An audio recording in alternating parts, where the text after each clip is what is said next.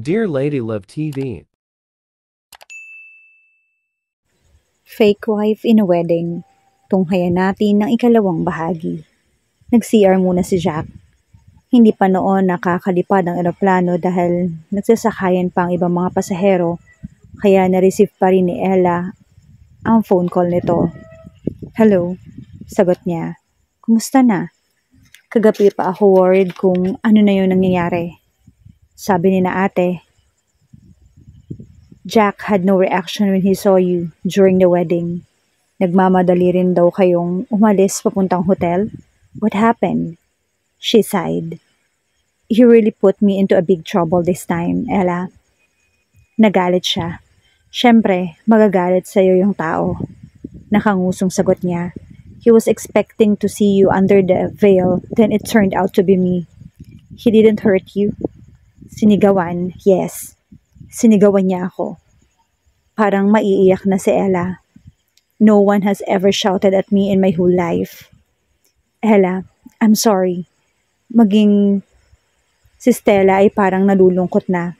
But I swear, Jack is the kindest person na nakilala ko. Compatible kayo. Pero kaninang umaga, mukhang okay na siya. Heto nga at pupunta kami ng Palawan together. Really? Sa kabilang linya, nakangiti si Stella. Pero, pagka-uwi namin, gusto ka raw niyang kausapin. Nag-fade agad yung ngiti ng babae. No, napailing ito. Hindi pwede. Ella, if Dan finds out, baka magselo siya at alam mo naman na next year pa yung kasal namin.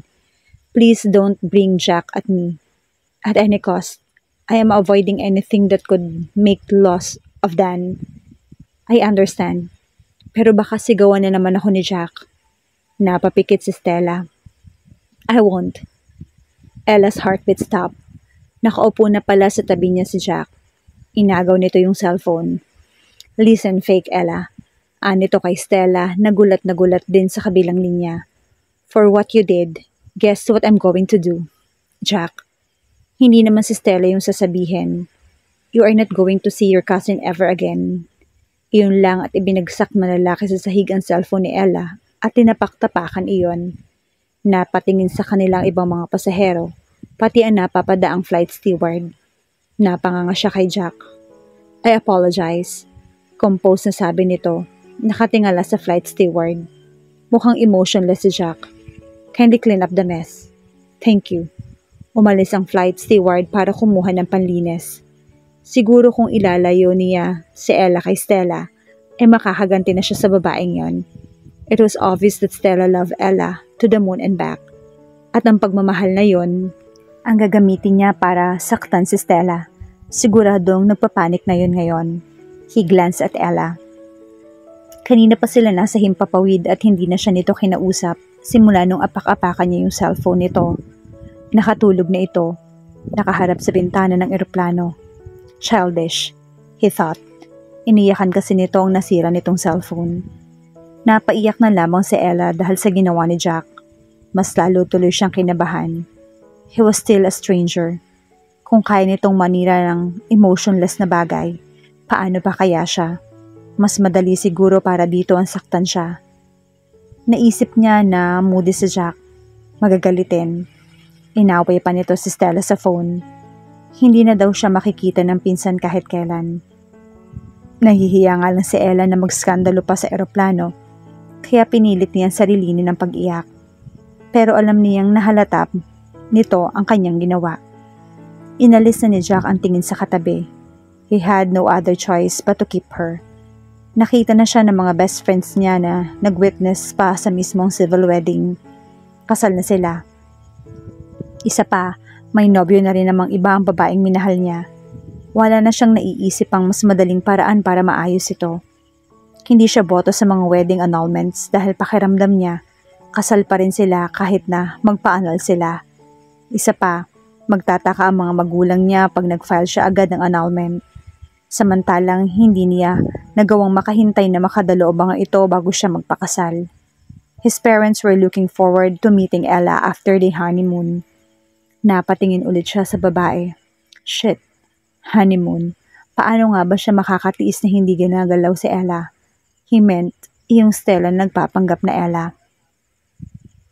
Looking at the real Ella, his eyes roamed across her face, her lips and rounded breast. Agad nag-iwas ang tingin si Jack. Maybe he was just feeling lonely kaya ganito yung nararamdaman niya. Wake up. Paulit-ulit na bulong ng kung sino sa tenga ni Ella. She opened her eyes slowly and found herself looking at a passenger across their seat. Nakangiti lang ang pasaherong lalaki na may katandaan na. Pinalo nito ng katabing babae na tila nagsiselos. Pero nang ituro siya ng matanda sa kasama nito, tumingin sa kanyang babae at napangiti saka yumakap sa lalaki. Siguro mag-asawa ang mga ito. Saka lang din siya nagtaka kung bakit nakangiti ang mga ito. Iginapang niya ang kamay pataas. Nakahawak pala siya sa dibdib ni Jack. Pagtingala niya, nagtama ang mga mata nila. Mas lalo naging awkward ang pakiramdam niya nang ma-realize niyang nakayaka pala siya dito. Agad siyang humiwalay. He showed no emotion whatsoever. Tumanaw ito sa bintana sa tabi ni Ella. Pababa na ang plane, he said. Agad na tumalikod si Ella dito para tumingin sa bintana. She smiled. Nagiging mas visible na ang mga bahay at iba pang structure sa lupa.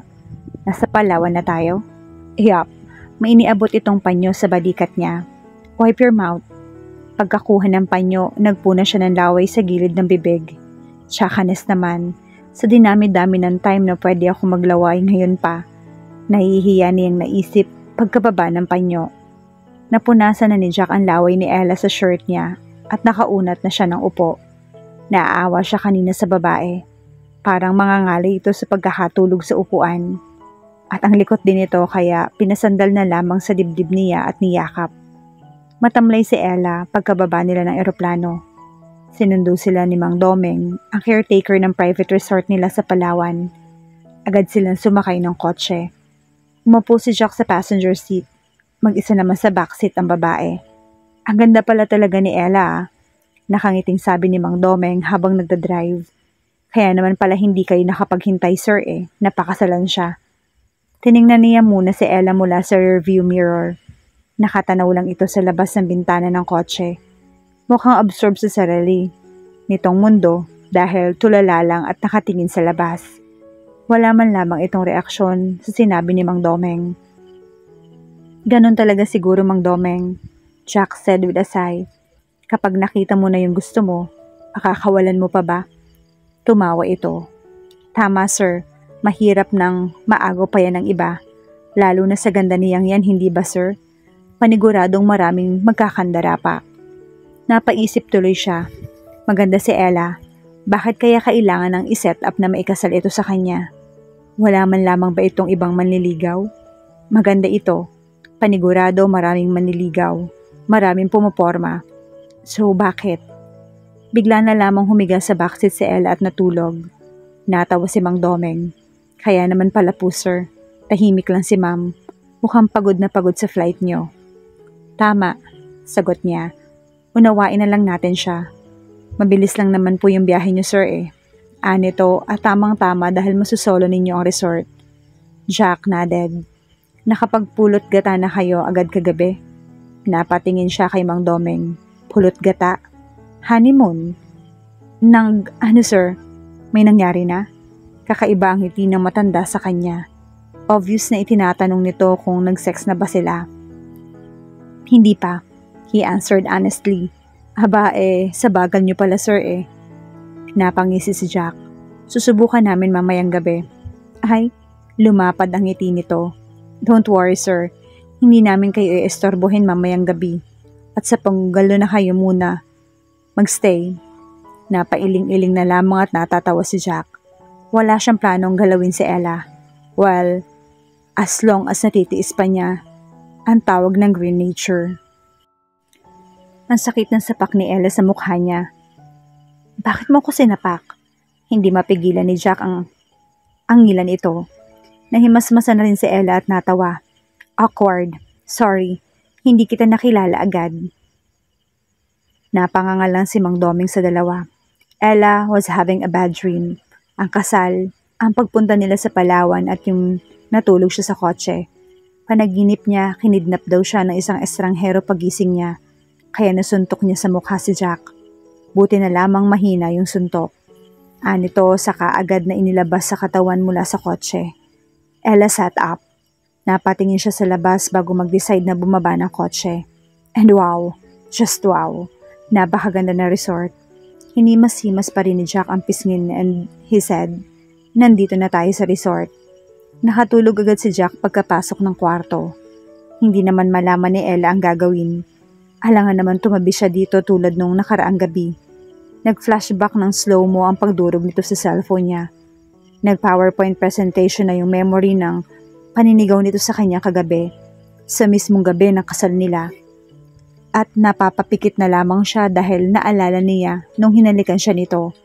Itinulak niya ito dahil nasasaktan na siya sa kumakagat sa halik nito.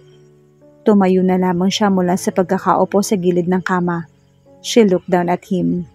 God, he's Ziri, she thought. Agad siyang lumabas ng kwarto. Ha? Napabangon si Jack mula sa kama. Napalingon-lingon siya sa paligid. Ella? Tawag niya. Nagmadali siyang bumangon at nabanggapan niya ang isang katulong. Si Ella.